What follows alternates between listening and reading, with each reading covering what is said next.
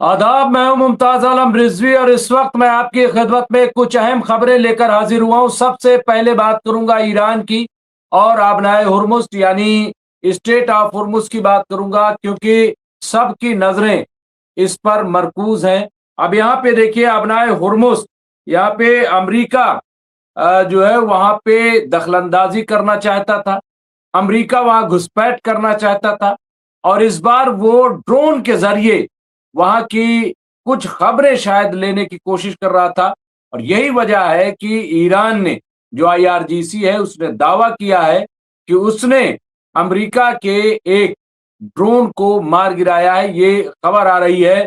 तो इस तरह से आप देखेंगे कि इस वक्त ईरान स्टेट ऑफ हुर्मुज को लेकर के कितना चौकन्ना है, बल्कि पूरे ईरान को लेकर के जो ईरान या आईआरजीसी की तैयारी है वो काबिले गौर है। यहाँ पे देखिए, और ये अपने आप में एक बड़ी खबर है और ये फारस न्यूज एजेंसी ने इस खबर को जारी किया है कि ईरान ने एक जो ड्रोन है वो मार गिराया है। तो पूरी तरह से आप देखिए, अभी कुछ दिन पहले, 3-4 रोज पहले, जिस तरह से मिसाइल से हमला आईआरजीसी ने किया था और दावा किया था कि उसने अमेरिकी जहाज को हिट किया है, अब अमेरिका से खबर आ रही है कि ये ईरान का दावा ठीक है। तो ये एक पहली खबर जो बड़ी इंपॉर्टेंट खबर है, और ये इसलिए इंपॉर्टेंट है कि इस हमले से इस बात का यकीन हो जाता है कि अब भी ईरान का स्टेट ऑफ हुर्मुज पर पूरी तरह से कब्जा है। न पानी से न हवा से कहीं से कोई उस तरफ से गुजर नहीं सकता, और जो भी गुजरेगा ईरान उसको निशाना बनाएगा। और यही तस्वीर उभरती है, यही खबर वहां से आती है जब हम देखते हैं कि किस तरह से ड्रोन को मार गिराया। दूसरी तरफ एक बड़ी इंपॉर्टेंट खबर है जो सऊदी अरब से आ रही है। सऊदी अरब चाहता है कि खित्ते में अमन हो। सऊदी अरब चाहता है कि जो मुज़ाकरात की बातचीत है वो बातचीत आगे बढ़े और इस बातचीत में पायदारी आए। यही वजह है कि उसने पाकिस्तान की जो कोशिश है, जो सॉलिसी है, जो मीडिएशन है, उसको सराहा है।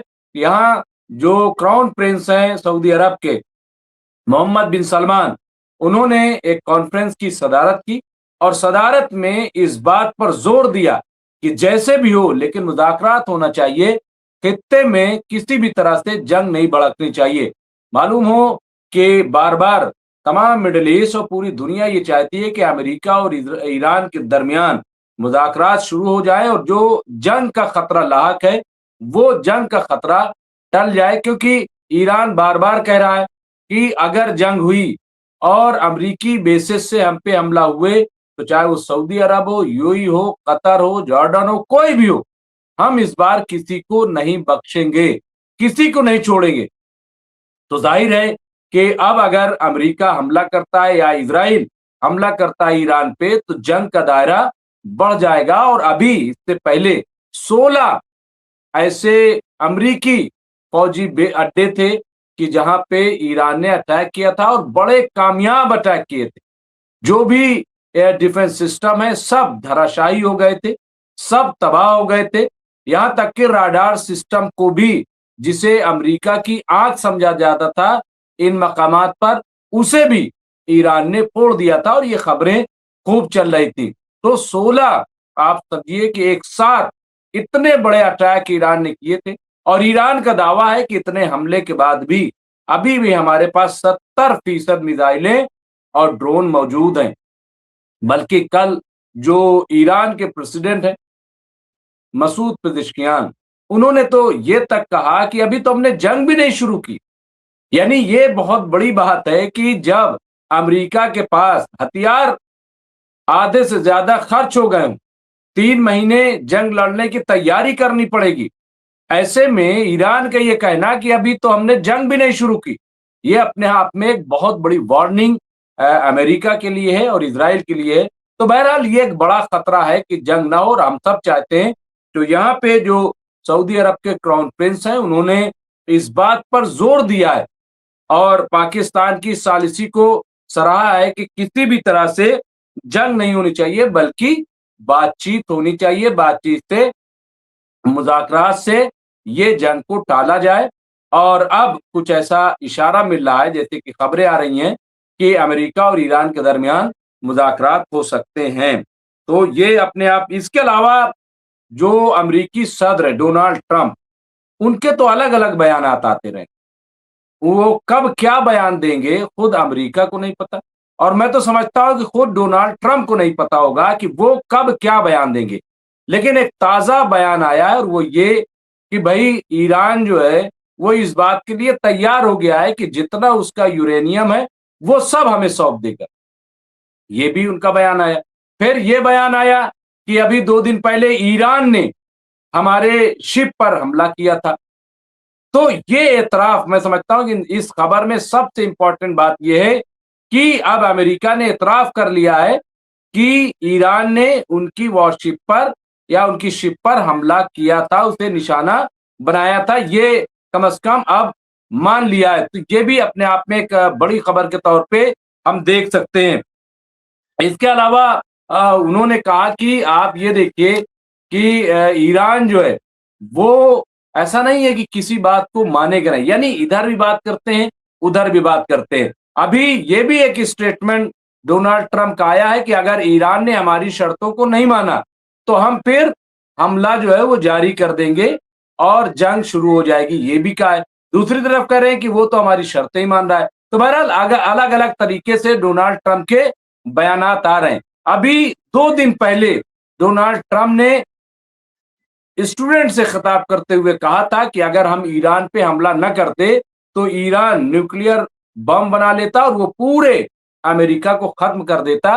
تو اس لیے ضروری تھا کہ ایران پہ اٹیک کیا جائے. یعنی میں نے آپ کے جو 168 بچے اسٹوڈنٹ مارے گئے ان کو جسٹیفائی کرنے کی کوشش کہیں نہ کہیں ڈونالڈ ٹرمپ کر رہے تھے، لیکن کیا اسے وہ جسٹیفائی کر سکیں گے؟ ایک اور بڑی امپورٹنٹ خبر کی طرف ہم آگے بڑھتے ہیں جو کہ ترکی سے ہے. ترکی کے صدر رجب طیب اردغان جو ہے انہوں نے ایک بیان جاری کیا ہے اسرائیل کو لے کر کے اور اسرائیل کے وزیر اعظم بنجامن نیتن یاہو کو لے کر کے. انہوں نے کہا ہے کہ 70 سال پہلے جس طرح سے ہم لوگوں نے ہٹلر کو ایک اتحاد قائم کر کے اسے روکا تھا، اسی طریقے سے اب وقت آ گیا ہے کہ ہمیں جو اسرائیل یعنی بنجامن نیتن یاہو اور ان کا سپورٹ کرنے والے جو لوگ ہیں ان کو روکنے کی ضرورت ہے. اور اسے تبھی روکا جا سکتا ہے کہ جب سارے لوگ متحد ہو جائیں اور ایک طاقت بن کر کے سامنے آئیں تو اسرائیل کو روکا جائے گا. ہٹلر کا جب ذکر ہوتا ہے تو ظاہر ہے کہ ایک تاریخ سامنے آ جاتی ہے کہ کس طرح سے ہٹلر نے جرمنی میں یہودیوں کا قتل عام کرایا تھا. آج سوچئے ذرا سے کہ تصویر اس کے برعکس ہے. آج یہودی کے نام پہ بنجامن نیتن یاہو مسلمانوں کا قتل عام کرا. غزہ میں جتنا بڑا قتل عام ہوا ہے یا ابھی لبنان میں جس طرح سے اٹیک کیا جا رہا ہے وہاں پہ قتل عام کیا جا رہا ہے. تو اور ایران میں جو حملہ کیا گیا یہاں تک کہ آیت اللہ سید علی خامنائی تک کو نہیں بخشا گیا، انہیں بھی مار دیا گیا. تو ایسے میں رجب طیب اردغان کا یہ بیان، لیکن سوال یہ ہے کہ کیا یہ ایک صرف بیان ہے یا اس کی کوئی اہمیت ہے؟ کیونکہ رجب طیب اردغان یہ پہلا موقع نہیں ہے جب وہ بیان دے رہے ہیں، پہلے بھی اس طرح کے بیانات وہ دے چکے ہیں. وہ اسرائیل کو دہشت گرد قرار دے چکے ہیں، بنجامن نیتن یاہو کو دہشت گرد قرار دے چکے ہیں. لیکن سوال یہ ہے کہ اتنی بڑی طاقت ہے ترکی، کیا ایک کنکر بھی اسرائیل کی طرف پھینکا ابھی تک؟ شاید نہیں. تو اس لیے یہ میں نہیں کہہ رہا ہوں، یہ تاریخ ہے اور یہ سوال بار بار ایران کی طرف سے اور دوسرے ممالک کی طرف سے بھی اٹھایا جا رہا ہے. اور یہی وجہ ہے کہ اب رجب طیب اردغان کو کاغذی شیر کہا جانے لگا. یعنی وہ صرف جو ہے سجاوٹ کے لیے، دکھاوا کے لیے ہے، ان کے بس کا کچھ بھی نہیں ہے.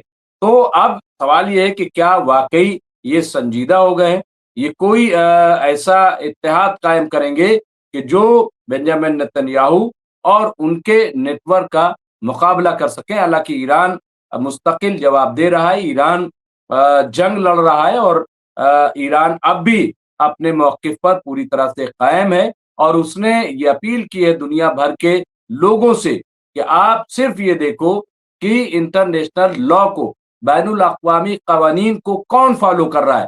जो फॉलो कर रहा हो उसका साथ देना चाहिए। तो यहाँ इसके साथ ही एक और बड़ी इंपॉर्टेंट खबर जो रूस से मुताल्लिक है। रूस के सदर पुतिन ने एक बड़ा बयान दिया है। उन्होंने अपने लोगों को एतमाद में लिया है। उन्होंने कौमी सलामती की बात करते हुए एतमाद जाहिर किया है कि रूस हर वो कदम उठाएगा कि जिससे कौमी सलामती में पायदारी आए। हम किसी तरह की कोई लापरवाही नहीं कर सकते। उन्होंने नाटो का जिक्र करते हुए कहा है कि नाटो अब कुछ भी नहीं कर सकता। नाटो हथियार बनाएगा, इससे हमें कोई फर्क नहीं पड़ता और वो बनाएगा भी नहीं। लेकिन हाँ, हम अपने अंदर पायदारी लाएंगे और हम एक खुद कफील ताकत हैं। यानी हम किसी के भरोसे नहीं है, बल्कि रूस जो है वो खुद कफील है, अपने पैरों पे खड़ा हुआ है और वो कौमी सलामती के बारे में समझ रहा है। आपको बता दें कि कई बार ये खबरें उठी हैं, फिर अब ये खबर आई थी कि रूस के सदर पुतिन को बाकायदा मारने की कोशिश की जा रही है। रूस में तख्ता पलट की कोशिश की जा रही है। लेकिन ये अफवाह से ज्यादा कुछ नहीं, क्योंकि ये पहला मौका नहीं है जब रूस में तख्ता पलट की बात की जा रही है। आप देखिए 4.5 साल के करीब होने को आए हैं, यूक्रेन और रूस में जंग चल रही है और अब रूस के सदर पुतिन 9 तारीख को फतेह का ऐलान करेंगे, फतेह की तकरीर जो है वो करेंगे। तो उस पर भी दुनिया भर की नजरें मौजूद है कि आखिर पुतिन अब क्या करने जा रहे थे। ये एक इंपॉर्टेंट खबर है। इसके साथ साथ यहाँ पे एक और बड़ी खबर जो रूस से ही है और गजा से मुताल्लिक है। रूस के जो वजीर दाखिला रूस के जो वजीर खारजा हैं, उन्होंने एक बड़ा ऐलान किया है। उन्होंने कहा है कि हम चाहते हैं कि गजा को फिर से फिलिस्तीन के हवाले कर दिया जाए। यानी आप ये देखिए कि इस बयान से कम से कम एक बात तो ये साबित हो रही है कि गजा पर इजराइल ने कब्जा कर लिया। वेस्ट बैंक का 67% अब इजराइल के कब्जे में है। लेकिन यहां जो रूस के वजीर खारजा है, उन्होंने जो बात कही है कि हम फिलिस्तीन को दोबारा देना चाहते हैं। इसका मतलब ये हुआ कि रूस जो है इस बात के लिए पाबंद अहद है कि इजराइल ने जो किया है वो गलत किया है। इजराइल का जो कब्जा गजा पर है वो गलत है। लिहाजा वेस्ट बैंक को और गजा को फिर से एक आजाद जिंदगी दी जाए और इसके लिए वो कोशिश करेंगे।